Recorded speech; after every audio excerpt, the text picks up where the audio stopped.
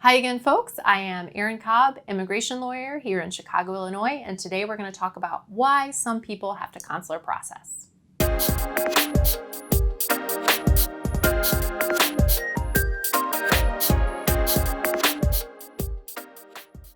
To pick up where we left off from our last video, you finally get to go to your immigration lawyer because you're finally eligible to apply for your green card.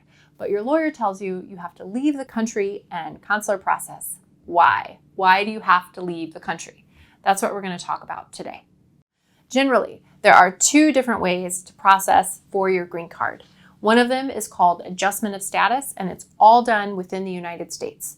The other one is called consular processing, where you have to leave the U.S. to process through your U.S. consulate abroad. There are two big reasons why someone must consular process. One of those, the first one, is how they entered the country. Only people who entered with a visa, with parole, or otherwise presented themselves for inspection are eligible to stay here and adjust status. Anyone else must consular process. If a person entered the United States without inspection, then they must go back to their home country to consular process. Now, there is one very big and very good exception here, and that is if you had a visa petition filed for you, for your parent, or sometimes for your spouse prior to April 30th of 2001, you may qualify for a special exemption that we call 245I, and you would be able to adjust in the United States. So now the second reason why some people must consular process. In most immigration categories, a person must be in status on the day they apply for their green card. So, for example, if you have an employer who's petitioning for you, you have to be in status on the day you apply for your green card. If you have a U.S. citizen brother or sister who's petitioning for you and your family, you must be in status on the day you apply for your green card. Or if you have a lawful permanent resident spouse or a parent who's petitioning for you, you are required to be in status on the day you apply for your green card.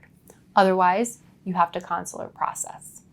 Now, there are two very big exceptions for this. Again, the first one, remember how I said most categories, not all.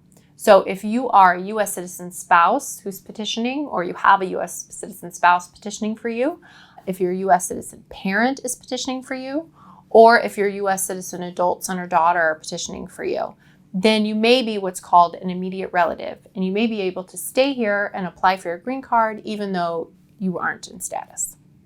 The second exception, again, the same one as before, very great, very big, is 245I, where a visa petition was filed for you or your spouse or parent prior to April 30th of 2001. You can pay the penalty fee and just adjust your status here in the United States. So hopefully this has shed a little bit of light on why you may be required to consular process. If you'd like to learn more about immigration law and hear some other information and explanations, please check out our other videos. In the meantime, thanks for watching.